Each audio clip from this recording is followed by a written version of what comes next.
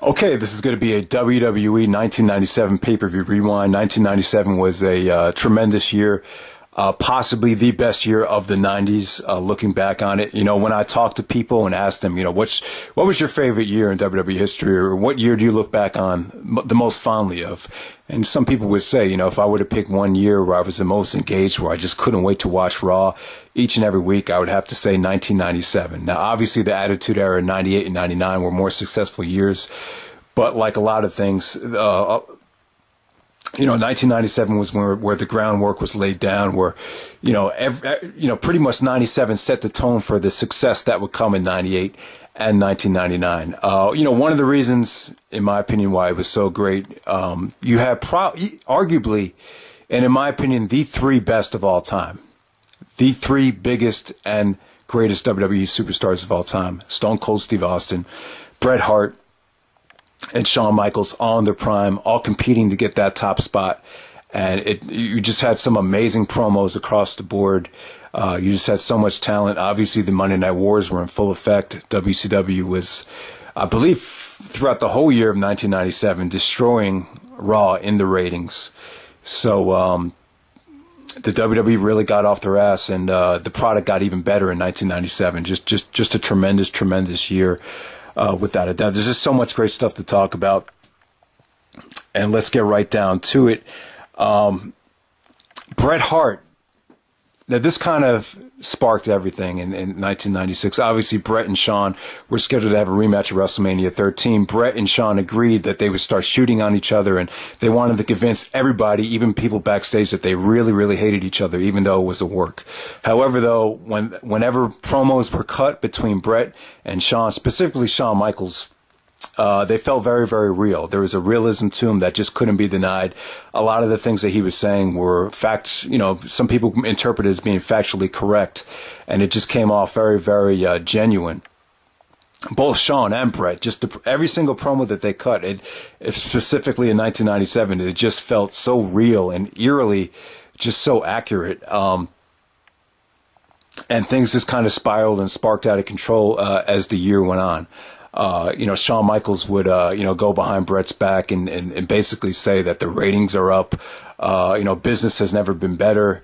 I think, like I said in the other video, I think Shawn was a little bit, I think he was a little pissed that Bret decided to take a hiatus while he was the champion.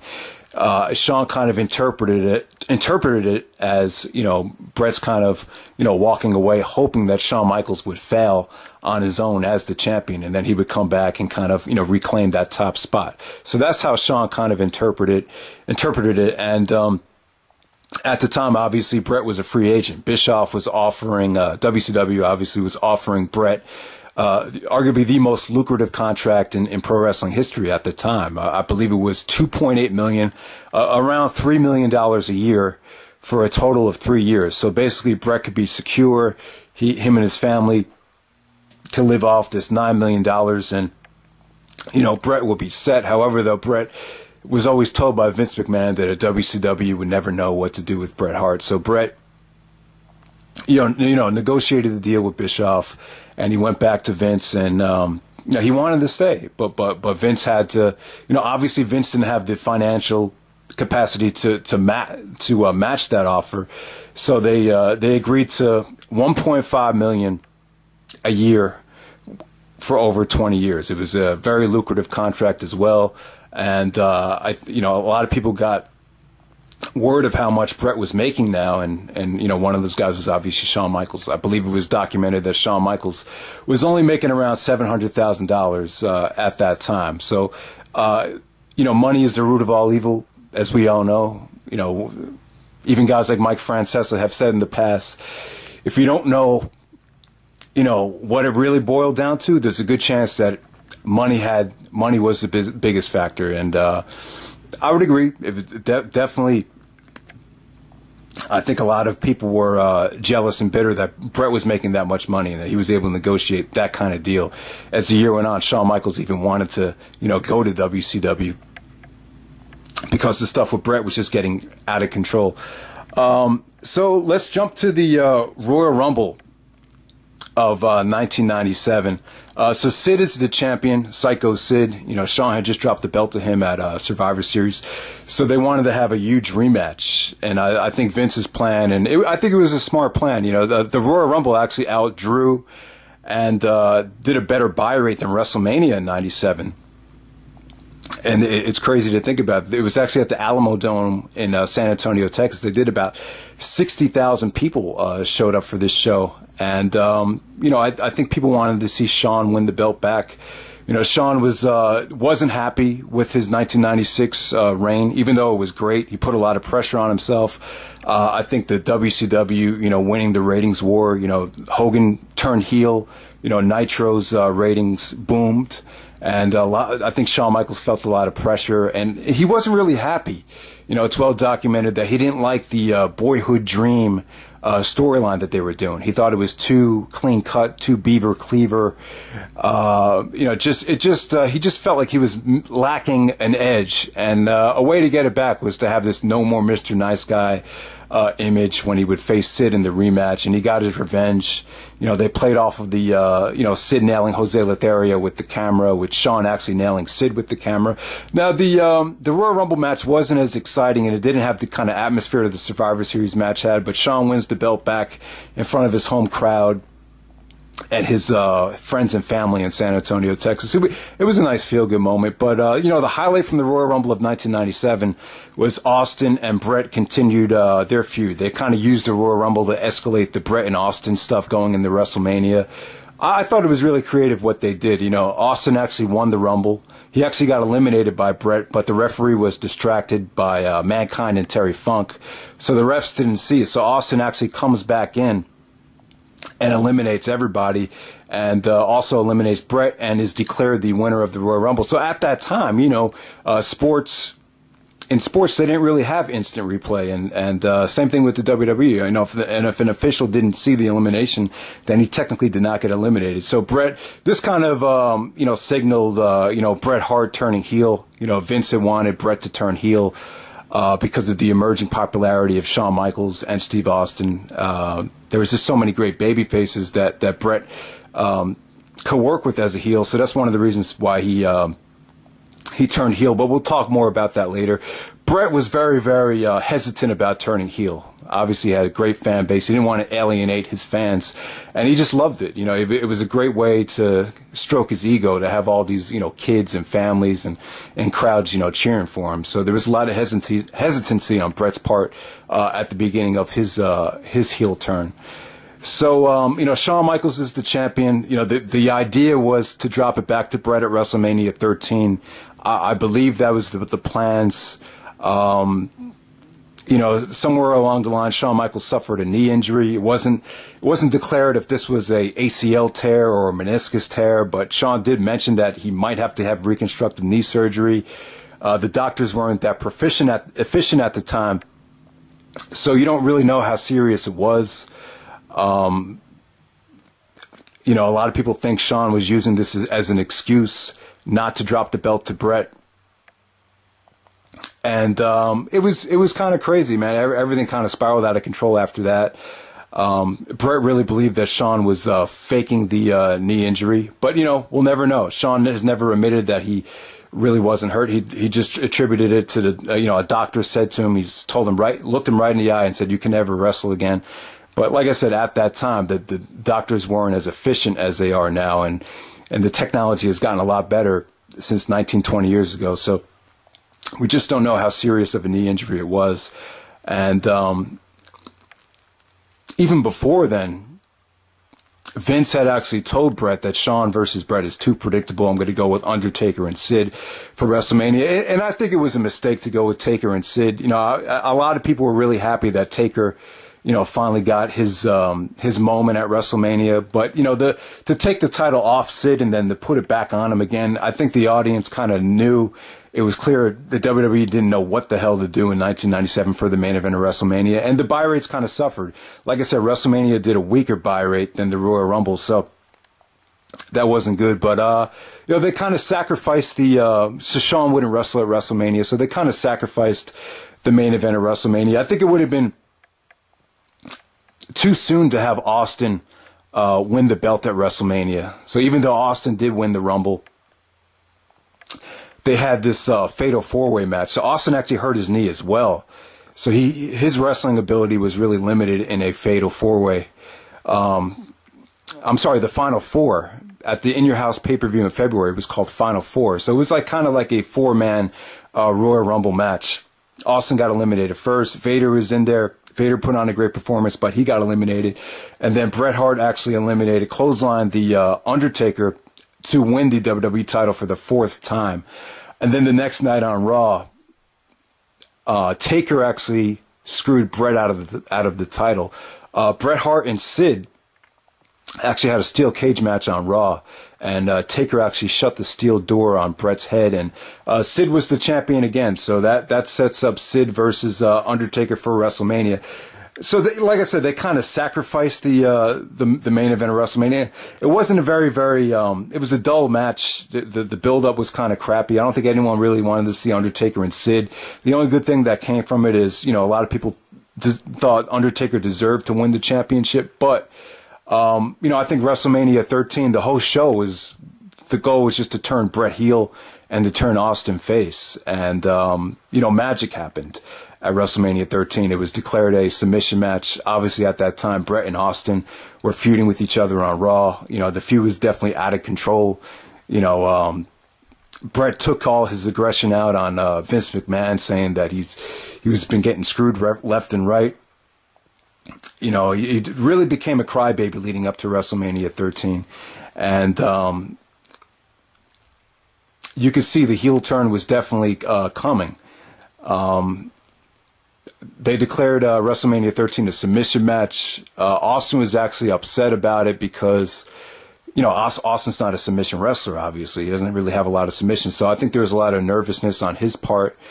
But in the end, it really worked out. This match at WrestleMania 13, it was, most people would say it's the greatest WrestleMania match of all time. If you post a tournament on YouTube, most likely this will win Best WrestleMania Match or even Best Match of all time. It's that praised. I think the reason it worked is because, Austin, this is a huge moment for him. Word is that Austin did not want to turn babyface. So he was a little bit hesitant about the whole thing. And, obviously he's a little bit bitter with WCW, killing them in the ratings and, from getting fired by Bischoff and WCW.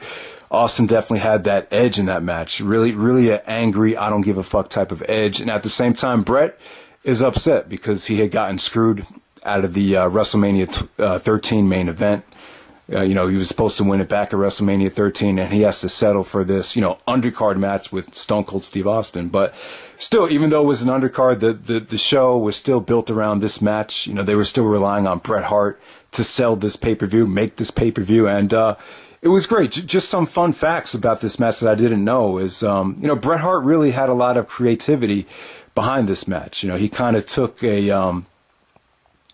something from a movie called Bird Who Flew Over the Cuckoo's Nest with Jack Nicholson, and kind of, Jack Nicholson was trying to escape this, mental asylum, and so he could go watch the World Series, and he wanted to throw a sink out of the building so he could get out of there, and for some reason he just couldn't get out, and so Bret kind of drew an analogy from that movie to make this match work. The fans would want Austin to, survive and not submit. But no matter how hard he tries, he just can't get out of the sharpshooter, and eventually he passes out. So that was kind of the mindset there. And they weren't supposed to blade; there was supposed to be no blood at that time. But Bret had said to Austin, he said, "You have to trust me. You have to start as soon as I lock in the sharpshooter.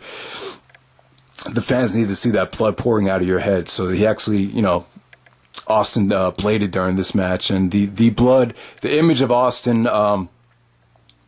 Bleeding from the head as he was in the sharpshooter. It's really an iconic image. It's really the image that kind of, solidified Steve Austin as a babyface and a star.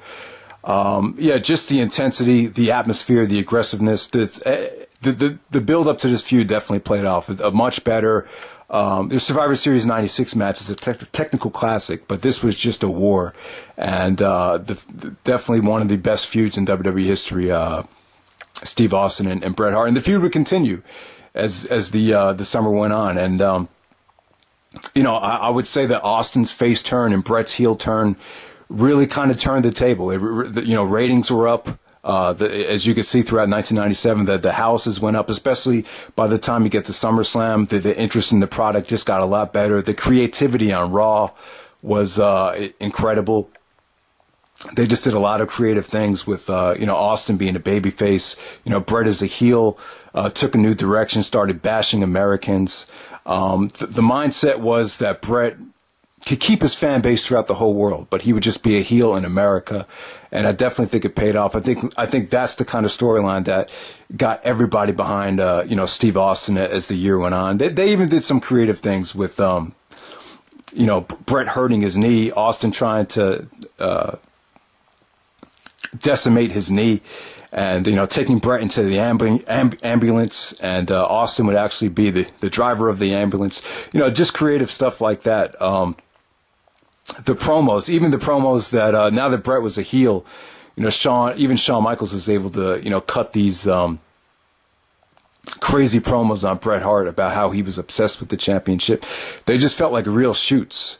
So the match between Bret and Austin at the April in Your House,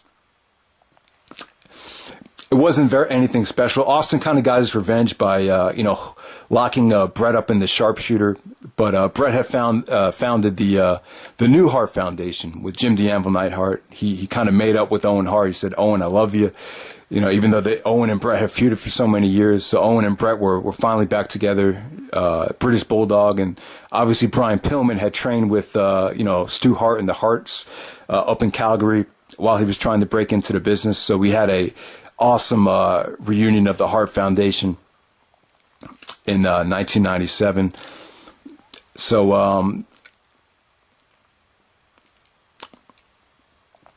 so where do we go from here? I could start talking about Austin's first pay-per-view main event was April against Bret Hart, and then his first shot at the title was in May at A Cold Day in Hell against The Undertaker. One of the weakest Undertaker and Stone Cold matches, but it was interesting to see. See, at that time, business still wasn't great.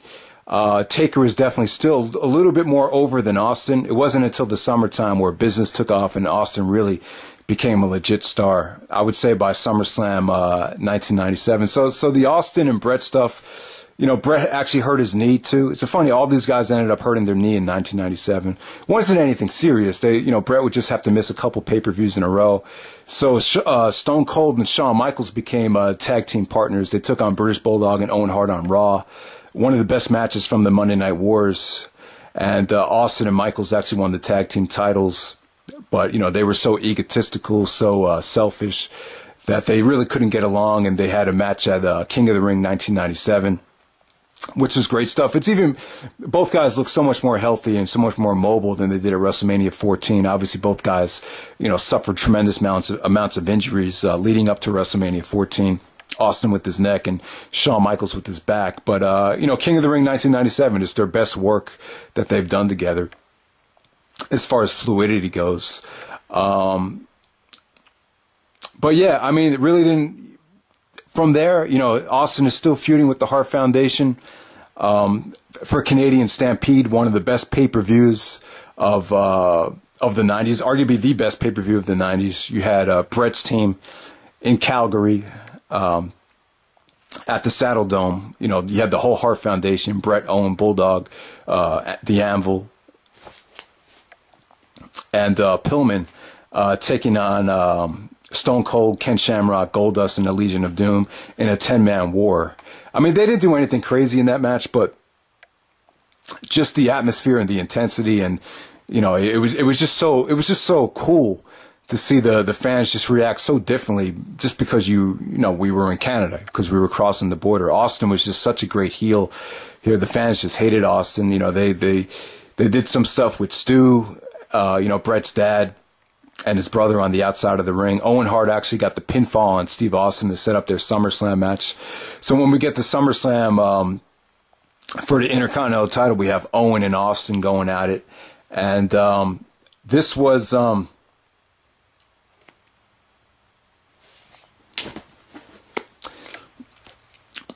This is one of the toughest things to watch. It really is. The SummerSlam '97 match. It's a shame, man. This is probably the first huge, like, mega reaction that Austin ever got. SummerSlam drew very, very well. 20,000 people at the Meadowlands in New Jersey. Match was going so well, but Owen had gave Austin a pile driver. Austin landed on his head. And, Austin's 250 pounds. It's just a lot of weight. There was some miscommunication, too. I remember in Austin's book, he was talking about how, Owen was kind of ribbing him about the pile driver, because Austin really was kind of confused about what type of pile driver he was going to get. There's two types. You have the Tombstone, the Undertaker type of pile driver, where it's knees first, and then you have the other pile driver where it's ass first, where you land. And,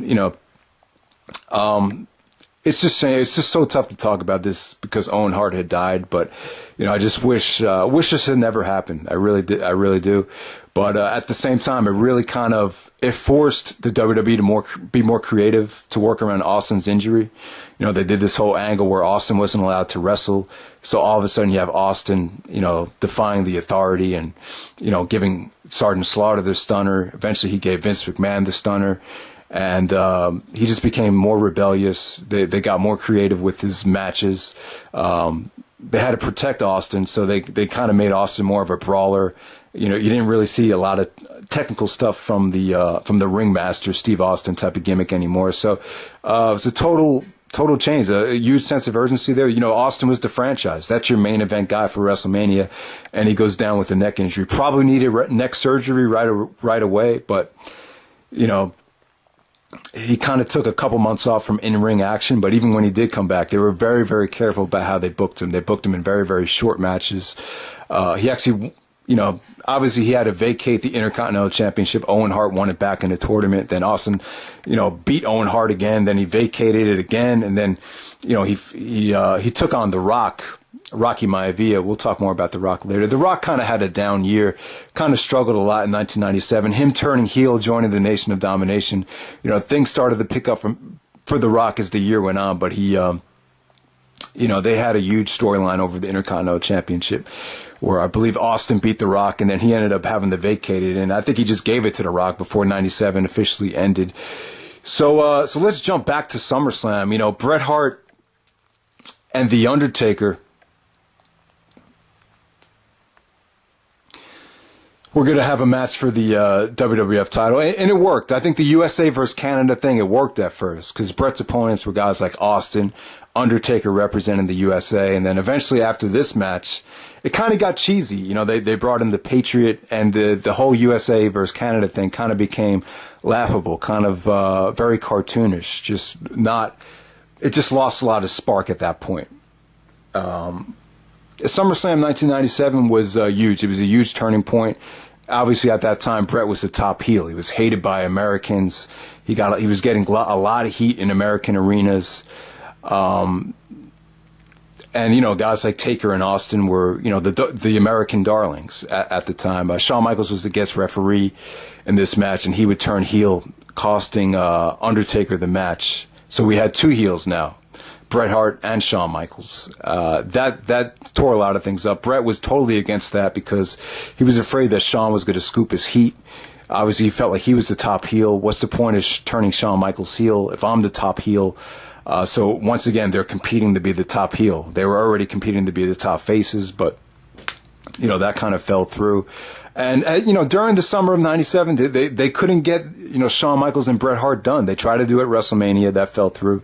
Tried to do it at King of the Ring. They got into a real life fight in the summer of 1997.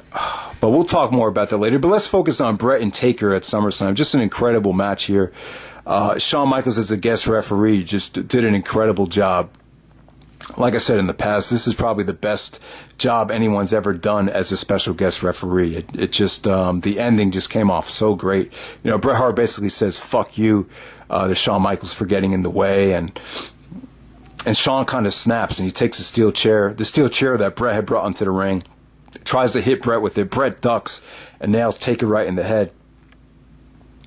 So, Shawn reluctantly makes the 3 count. Bret is the new champion for the 5th time at SummerSlam. Now, you might be asking yourself, why would they put the title back on Bret Hart?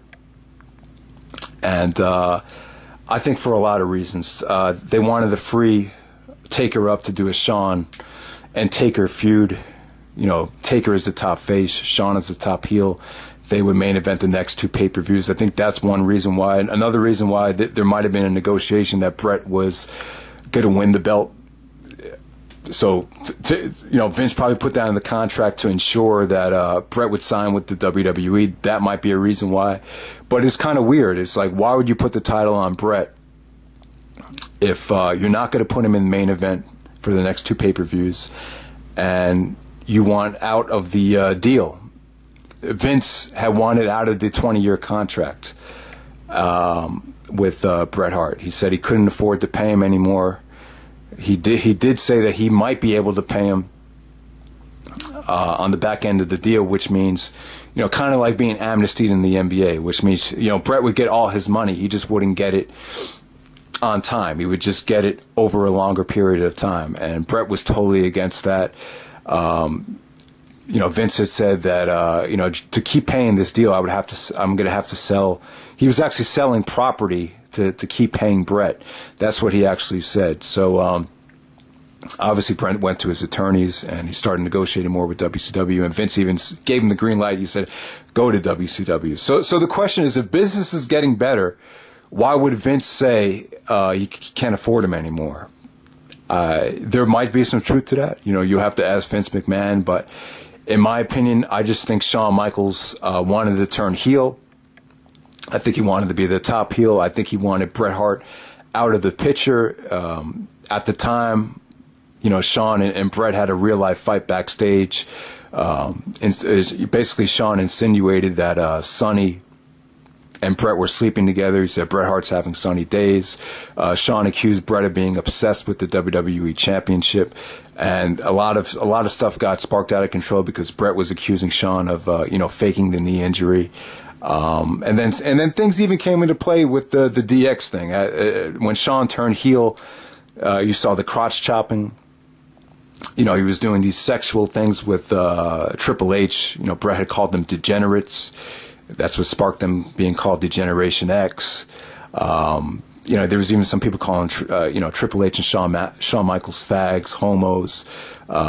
They were just doing a lot of crazy things that Bret was uncomfortable with. And I think Shawn recognized that, and I think that's one of the things he went to Vince about. He said, if we're going to take this new direction of attitude and, sexualness and violence and all these other things to spark the Attitude Era, Bret can't be a part of that because Bret doesn't want to move on.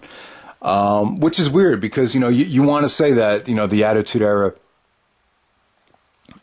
needed to get rid of Bret Hart for the ratings to really take off. But it's funny how I really believe Austin's face turn, and more importantly, probably Bret's heel turn, is what really kind of switched the momentum and got things rolling in the right direction. So even though Bret Hart wasn't technically part of the Attitude Era, he really did open a lot of doors because of his heel turn, in my opinion. So, things... And I do want to read this quote before we get into Montreal. Obviously, I think there was a lot of bitterness on Bret's part because so many people praised Shawn's reign. But at the same time, Shawn felt a lot of pressure because of the ratings. And this is from Dave Meltzer. And it kind of, this leads us into the Montreal Screwjob. Reality break, folks. It goes without saying that in the ring, Michaels did a super job in 1996, as we all know. Some people thought, even myself, possibly the greatest year anyone's had in the history of the business. But however, let's not rewrite history and say that Shawn's reign was Hogan-like from a business standpoint, because nothing could be further from the truth. TV ratings collapsed in June of 1996 on Shawn's watch, not Bret's, and reached a company all-time low for the rest of the year. And not just Monday night ratings due to Nitro. Ratings across the board. Syndication died. Shawn's work in the ring can't be denied, but buy rates fell through his reign, and it was during Shawn's reign for the first time in a decade that the WWF in both pay-per-view and TV ratings fell to number 2 in the United States. And when it came to house shows, while WWF had a strong year in 1996, its 2 best years were February and March. And who was the champion at that point? Bret Hart was. The summer was good, but there was a serious decline in the fall, at which point Vince threw everything he could to get Bret back, including promising him the belt. Let's not forget that there were numerous cases of Shawn Michaels throwing unprofessional hissy fits throughout his title reign in the ring. So I think that made Bret feel good. But at the same time, stuff like that in the dirt sheets kind of signaled that Montreal, what would come at the Montreal Screwjob. So Shawn had even said that at that time, he felt like he won the war with Bret, because Shawn and Undertaker were main eventing the In Your House pay-per-views while Bret was wrestling in tag matches against the Patriot.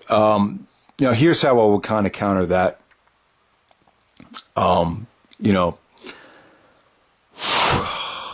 He has a point.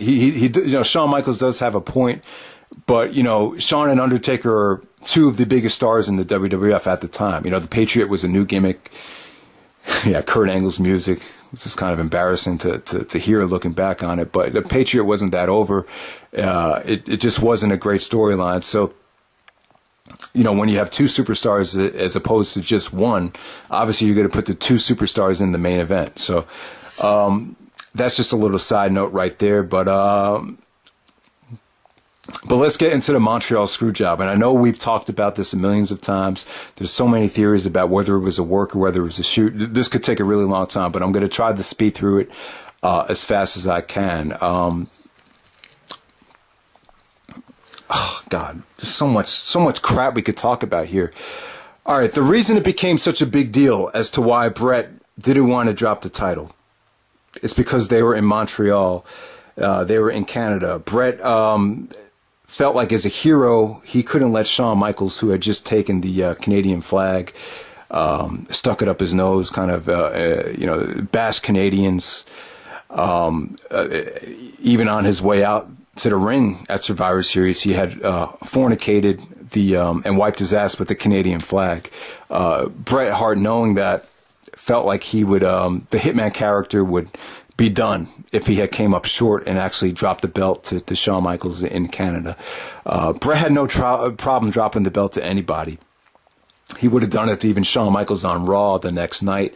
However, the problem is Bret Hart had called Eric Bischoff and gotten his WCW deal back, the same deal he negotiated with back in 1996, still about $2.8 million each year for 3 years.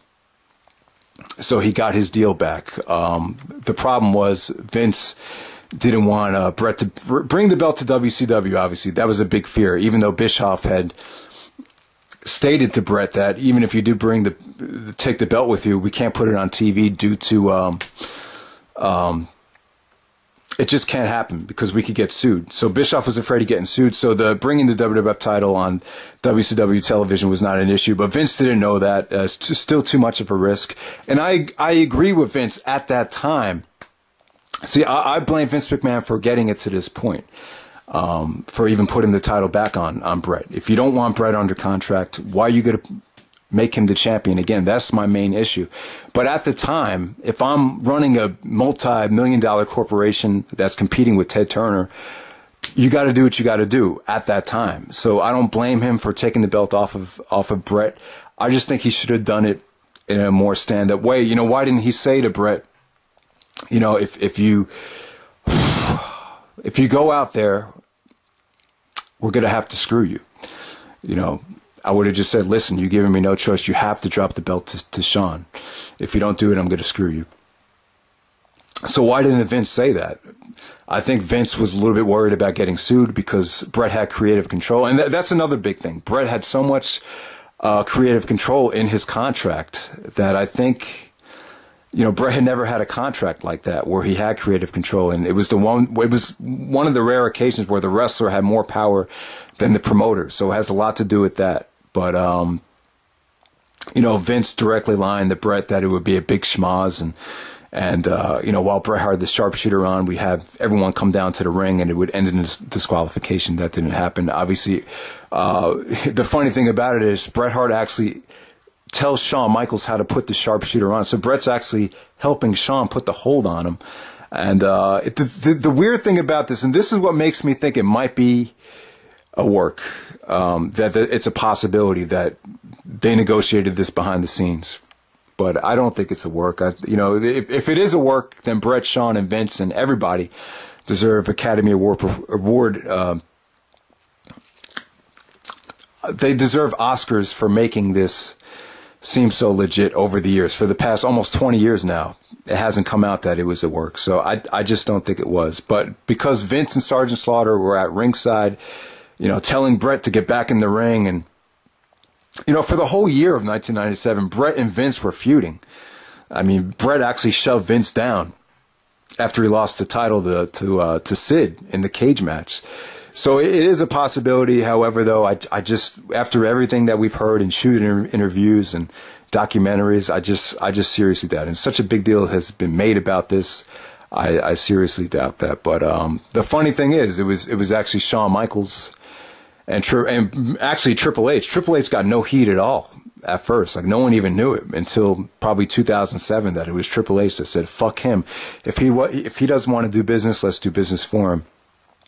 And Triple H and Bret Hart have never gotten along over that, and obviously some light has been shed, and Bret has kind of forgiven Vince and even forgiven Shawn to a degree, but in reality, it was Triple H that really was kind of proposed the idea to him. But everybody was at such war at the time that they felt like they had no choice but to take the belt off of Bret. If I were to pick one, I kind of side with Bret. I'm more sympathetic towards Bret for what happened. It was just wrong place, wrong time. I mean, did they have to be in Montreal? I totally understand Bret's point, and I understand Vince for doing it. But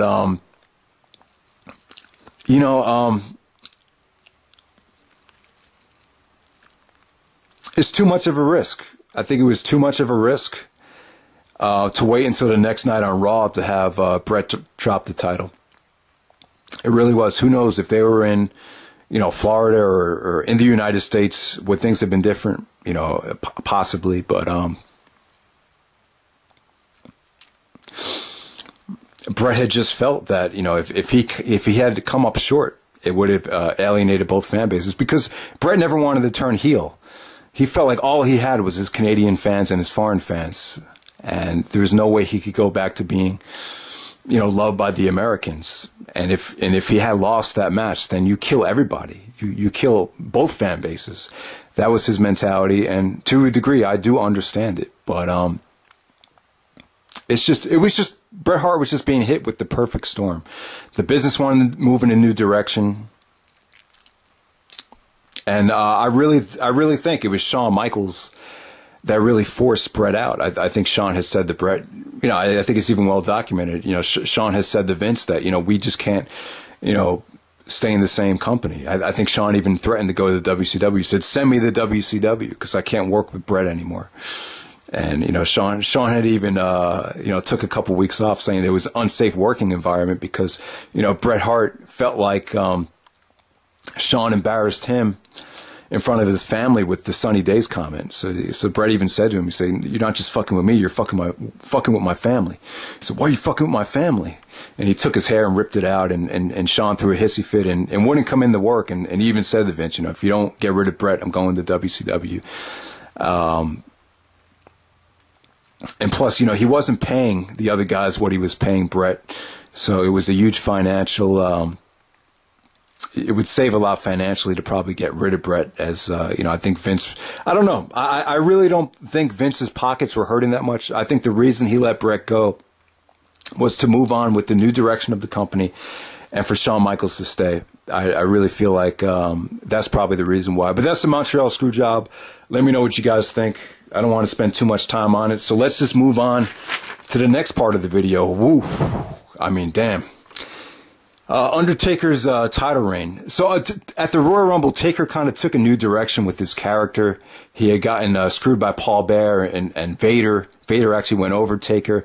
And, you could tell, like, Austin's rise kind of motivated Undertaker. And by the time you get to 1999, even 2000, he became the American badass. He became more vocal. Definitely Austin inspired, I would say, as the years went on. And, there was no plans for Undertaker. It's weird. Taker has always been the most consistent draw over the years, but he was never the guy. Like, even when he won the title at this WrestleMania, it wasn't in the cards. It was supposed to be Bret and Shawn. So the backdrop, my brother even said this, the backdrop is always Undertaker. If we don't know what to put in the main event, the safe bet is always go with Taker. And people were really happy to see Taker get his moment over Sid, what he did with clutching the title in his hands, his posing with the title at the end of WrestleMania 13. It was a cool moment. He actually called his fans the creatures of the night. Now, the main event between Taker and Sid was very, very boring. Sid had Sid had actually controlled most of the match. So the only cool thing about it was the ending. Bret Hart actually came out and said that he got screwed by both guys, kind of being a crybaby. And Shawn Michaels taking shots at Bret on commentary throughout the main event was pretty cool too. He even said, Bret Hart upset that he's not the man and not in the main event of WrestleMania. Somehow, I find that hard to believe. I was just kind of funny how all the heat that Shawn and Bret had at that time too. Taker, Bret Hart comes out, distracts Sid, and Taker hits the tombstone to get the victory. So Taker finally, his first reign when he beat Hogan only lasted for a couple days. So it was cool to see Taker get a WrestleMania the SummerSlam reign. Sometimes when you become the champion, some of the guys you feuded with in the past become bitter and, jealous. And I think that's what happened with Mankind. Mankind really took offense to seeing Taker win the title in the storyline. And he was aligned with Paul Bearer. Paul Bearer and Mankind, I think it was Paul Bearer, they threw a fireball at Taker's head, so Taker was like burned. Had to wrestle with like a huge Band-Aid over his eye. And it was called Revenge of the Taker, the April in Your House, where Taker and Mankind just had a wicked war. Just another, arguably their best work together up to that point. Just a sick table bump that Mankind took, that Foley took for Taker, and really got Taker's reign off to a hot start. It wasn't the main event, though. The main event was actually Austin and Bret. They were trying to buy Austin some time because he got jumped by the Hart Foundation, so they went on the main event. But the next pay-per-view, Taker goes over Austin in a face-versus-face match. At that time, Taker was still a little bit hotter than Austin. The Hart Foundation kind of distracted Austin at ringside, so Taker actually pins Austin with the tombstone. Not exactly clean, but Taker, kind of embroils in a feud with the Nation of Domination. With Farouk, Ahmed Johnson was kind of in the middle here. At King of the Ring, Taker goes over Farouk. Farouk had led the Nation of Domination. At the time, it wasn't an all-black stable. It was you also had Crush and Savio Vega there. Because Farouk had lost that match, he blamed it on, he kicked Savio Vega and Crush out of the Nation of Domination. And Taker was under Paul, for some reason, Paul Bearer was still giving Taker orders, and he was ordering him to, annihilate the crap out of Farouk. And then Ahmed Johnson, who had been feuding with Farouk, came to Farouk's aid. So Taker and Ahmed had some heat there. Ahmed actually gave Taker the Pearl River Plunge powerbomb. So Taker was supposed to face Ahmed Johnson at Canadian Stampede, but Ahmed Johnson had gotten hurt after joining the Nation of Domination. So the Nation of Domination became an all-black stable, which kind of opened the door up for The Rock to join the Nation. In 1997, The Rock just had a tough time. He was getting booed at WrestleMania against Rikishi, the Sultan. Fans definitely, were chanting, Rocky sucks, die, Rocky, die. The Rock was a little bit corny. His promos weren't good. Too much success too fast. He got a knee injury during the summertime, and then obviously he turned heel. He shit on the fans, and The Rock wanted to make sure his joining the Nation of Domination really had a purpose and a meaning. He didn't want it to be, I'm black and I'm pissed type of thing, but he wanted it to have purpose and meaning, and it did. It definitely felt natural, and over the years, that's what really got The Rock headed into the right direction. But the Ahmed Johnson thing kind of died down. He really wasn't a big part of the World Wrestling Federation once he joined the Nation. He actually got hurt, like I said, and Taker had to face Vader. Taker and Vader had an awesome match at Canadian Stampede. one of the most underrated WWE matches of all time. If I could go back in time, I might even put that on that video, the top 10 most underrated WWE matches. I think Taker and Vader from Canadian Stampede make his way on there. This is probably the best I've seen Taker ever work with a big man in the 90s. Just great stuff there. And then Taker would eventually lose the title to Bret Hart at SummerSlam. So that was Undertaker's reign, and he would go on to have a classic feud with Shawn Michaels at Bad Blood, Ground Zero, ended in a DQ. You know, he wanted to get his revenge on Shawn for whacking him with the chair. That leads up to the Hell in a Cell match, or the Hell in a Cell. Like, if you had never seen Hell in a Cell before, and you watched Hell in a Cell live, you just had to be blown away by what you were seeing in that match. I mean, that was just crazy. Shawn actually, he didn't want to do a cage match because, he said, "Oh, we've done cage matches." So he made a suggestion to Vince, and they kind of took an idea from some of the promotions that used to wrestle in Atlanta, where they used to have a top on the steel cage, and then they made a Hell in a Cell. And when Shawn saw it, he was like, "Whoa, let's do something off the top." So the idea was to get out of the cage. Shawn actually beat up a cameraman for getting in the way. That kind of got them out of the cage, and Taker just beat the shit out of Shawn, giving him a slingshot into the cage, body pressing him on top of the cage. And then he actually fell off the top of the cage. Not like Foley, but he kind of slipped off the top while, trying to keep his balance. And he took a crazy table bump. And then Kane comes out. During the summer of 1997, Paul Bearer had been saying that Undertaker had murdered his family and someone had survived the murderings, and the one guy who survived was his brother Kane. So Kane came out, ripped the Hell in a Cell door off the hinges, and gave the Undertaker a tombstone. And that cost Taker the Hell in a Cell match with Shawn going over. So Shawn had formed DX with Triple H and China. And, they were just doing some crazy stuff, man. And Shawn actually defeated the British Bulldog for the European champion in Europe at one night only, and he just got a crazy amount of heat. So now that Bret's gone, Shawn was the man, the top heel in the company, just doing crazy things. And the Taker and Kane thing, the seeds were definitely planted. So, yeah, just that was some of the best stuff from 97. Also, if we look back to 97, you had ECW on Raw.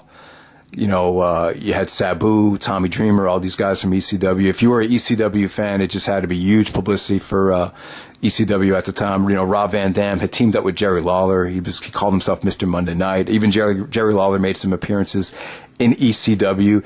They didn't do any ECW stuff on pay-per-view, so there was no huge blow-off to the angle, but it was just great exposure for ECW. I even remember myself, I had no idea what ECW was at the time, and it was, like I said, it was just great exposure to have kids get a hold of that product. So one of the highlights on the undercard from 1997 was Triple H and Mankind. Triple H won the King of the Ring 1997, as he was promised in 96. Didn't happen because of the Click fiasco. But, Mankind and Triple H, both guys were on the undercard at the time, but this feud wasn't as personal, and the promos weren't as good as they were in 2000, but both guys would become, two of the cornerstones in the WWE. I think the Mankind character was very limited. In 97, you saw Foley kind of break away from it and become Dude Love and Cactus Jack. He would kind of morph into three different characters at the same time. He gave some very, very personal and great promos to Jim Ross about the real Mick Foley, in 1997. And, Triple H had matches with Mankind, Dude Love, and Cactus Jack. He went over Mankind at the King of the Ring, which was a good match. And they even have another match at Canadian Stampede where they brawled outside onto the Calgary Flames, like, equipment and, hockey rink set up outside. And then they had a blow-off match at SummerSlam where, Mankind did an elbow drop off the top of the cage. So they had, it wasn't the matches weren't great, but they were good. Both guys their characters would get stronger and better as the years went on. But, just definitely, great stuff right there with, I think China definitely helped Triple H out. China really gave Triple H that added dimension. Triple H would kind of drop the Greenwich snob type of gimmick and become more sexual and more outrageous as the years went on. The one thing I didn't like about 1997 was the faction, the faction warfare stuff. You had the Nation of Domination, obviously, but when the Nation kicked Crush and Savio out, Savio had the Boricuas, and then the Crush formed the Disciples of Apocalypse, and I just felt like it was too much of that crap. There was too many stables going on. He also had another Russian stable called the Commission, and it just felt like Russo was all over that stuff. I believe Russo started booking a lot of the stuff as 97 went on, if I'm not mistaken. So there we go. As far as the pay-per-view quality goes, Royal Rumble was a good show. Shawn and Sid drew very well. It outdrew WrestleMania, 60,000 people. The Austin winning the Rumble by screwing Bret, I thought that was good stuff. WrestleMania 13 was a bad WrestleMania if you take away Bret and Austin. But Bret and Austin, arguably the greatest WrestleMania match of all time, really saved the pay-per-view. The card didn't look bad on paper. Just a lot of the finishes were kind of crappy. The main event, it was very, very boring. It wasn't a good WrestleMania main event. Triple H and Goldust was good. The Vader and Mankind tag match against British Bulldog and Owen was good, but suffered because of the booking. Even some matches like the Nation of Domination taking on the Legion of Doom and and Ahmed Johnson. I just think it was a very average WrestleMania, even with the greatest WrestleMania match of all time. I think the card just could have been a little bit better. King of the Ring was good. I would say it was okay, a much better effort than some of the King of the Rings in the past. I think Triple H winning was a good decision. The finals between Mankind and Triple H was good. Shawn and Austin had a good match to really carry the King of the Ring card. The main event between Taker and Farouk was kind of forgettable. So average King of the Ring, but decent compared to some other King of the Ring. SummerSlam had a great atmosphere. I think SummerSlam was an indication that the business was moving in the right direction. They drew a lot. The fans were, Bret Hart got a lot of heat on this show. Austin was massively over. It's just a pay-per-view that really is proof that a lot of the new change of direction was definitely working.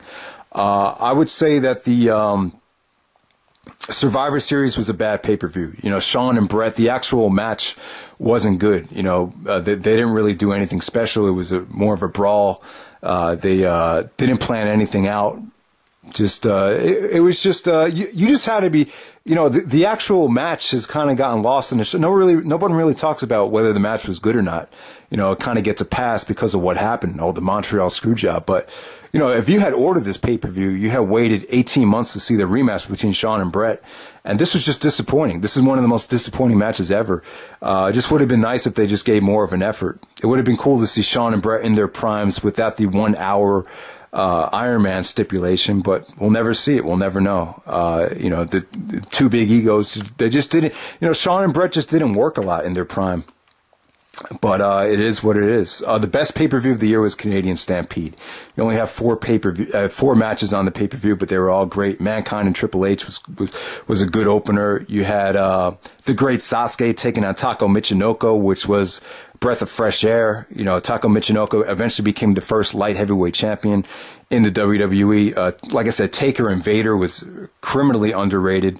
That's a lost Undertaker gem right there. And then the 10-man war between Bret's team and Austin's team was a classic 10-man tag match, probably the best 10-man tag that WWE's ever done at that point, and really set up the Owen Hart and Austin SummerSlam match beautifully there. Some of the In Your Houses were average. Final Four was average. Revenge of Taker, Cold Day in Hell, extremely average. Canadian Stampede was great. Now, when we get to Ground Zero, they escalate the In Your Houses to 3 hours, and I thought they did a great segment with Austin at Ground Zero. The Ground Zero and Hell in a Cell were saved because of the Taker and Michaels stuff. One Night Only, a UK pay-per-view in the UK was great. The second best pay-per-view of the year. You had a star-studded lineup. You had Triple H and Dude Love in the opener. Owen Hart and Vader was a great big man versus little man match. Really, really great stuff there. Bret Hart and Undertaker had their best match ever at One Night Only. Very, very methodical, but good storytelling, I thought. And then Shawn Michaels and British Bulldog. This is proof that Shawn was probably getting a little bit too much power. Bulldog was actually supposed to win the European, or defend the European title and win against Shawn clean. Shawn had even stated, before the match, he kind of changed the finish and said, let's do something unpredictable. Let me win the match with the, make Davey pass out with the figure 4 leg lock with the help of Triple H and China. And it worked. People were throwing trash in the ring. Shawn Michaels escaped with the European Championship, just getting booed out of the building. And it really set the tone for the amount of heat that DX would get throughout the rest of the year. So I can't argue with Shawn. I think Bulldog winning clean would have probably been a little bit too predictable, but it is what it is. Top 10 matches of the year. At number 10, I'm going to go with Bret, Vader, and Taker and Austin, the Final Four match for the vacant WWF title that Shawn put up after he lost his smile. Number 9, I'm going to go with Triple H and Mankind, the steel cage match from SummerSlam. Number 8, Taker and Vader from Canadian Stampede. Number 7, Shawn Michaels versus British Bulldog from One Night Only. Number 6, Shawn Michaels and Undertaker from Ground Zero.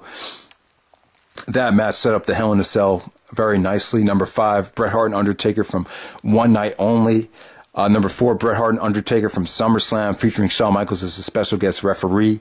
Number 3, the 10-man tag from Canadian Stampede. Number 2, Taker and HBK, the Hell in a Cell. And obviously number 1, Stone Cold Steve Austin versus Bret Hart, the submission match from Wrestlemania 13. All right. The top 10 MVP candidates. At number 10, I'm going to go with Ken Shamrock. I thought Shamrock brought some legitimacy to the submission match with Austin and Bret as the referee. I really felt like he, if it wasn't for him, the Bret Hart heel turn wouldn't have been as effective, because he did challenge Bret after Bret was kicking Austin while he was down. I thought that worked. And he had some good matches. He had some good matches with Vader. Some really, really stiff striking and shoot style matches with Vader. He had a good match with Shawn Michaels at Degeneration X in Your House to close out the year. So there we go. Number 9, I'm going to go with Vader. Number 8, the British Bulldog. Number 7, Owen Hart. Owen and Bulldog had a tremendous match on Raw, probably the Raw match of the year from Germany, without a doubt. Number 6, Mankind. We saw, the Mankind character was a little bit one-dimensional in my opinion. I really love Foley more as Cactus Jack or Mick Foley when he's allowed to be himself. But he always did a great job as the Mankind character. And I really thought The Undertaker really, brought the best out of Mankind, really kind of, because Taker has to work a gimmick too. I think Mankind kind of welcomed, paying his dues and working a gimmick first. Specifically more in 96 than 97. Number 5, Triple H. Obviously, he kind of morphed himself, won King of the Ring. Definitely had a much better year. Number 4, I'm going to go with The Undertaker.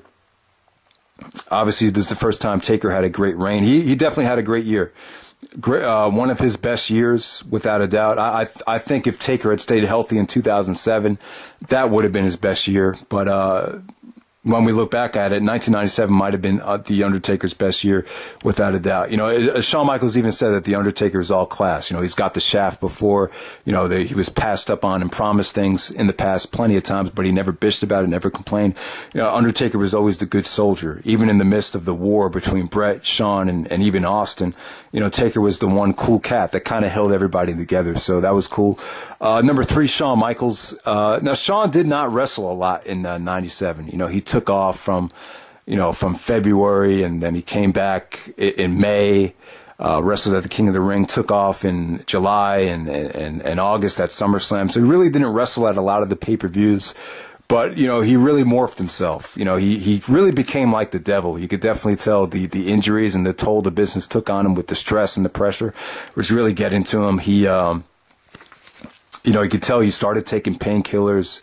He just, his promos just got more personal. It was a total opposite from 96. The transformation of Shawn from 96 to 97 was probably more remarkable than even Austin, even Bret, to be honest with you. Number 2, Austin, obviously he was on fire. He was even though Austin turned face, he didn't jeopardize his style at all. He just got so much more over pay-per-view by pay-per-view, and it was just the hottest thing in the business, by far when you get to the summer of '97. Number one, I get to go with Bret Hart. Looking back on it, you remember 1997 for a lot of the intelligent and heated promos that Bret cut in '97. Everything just felt so real. You just had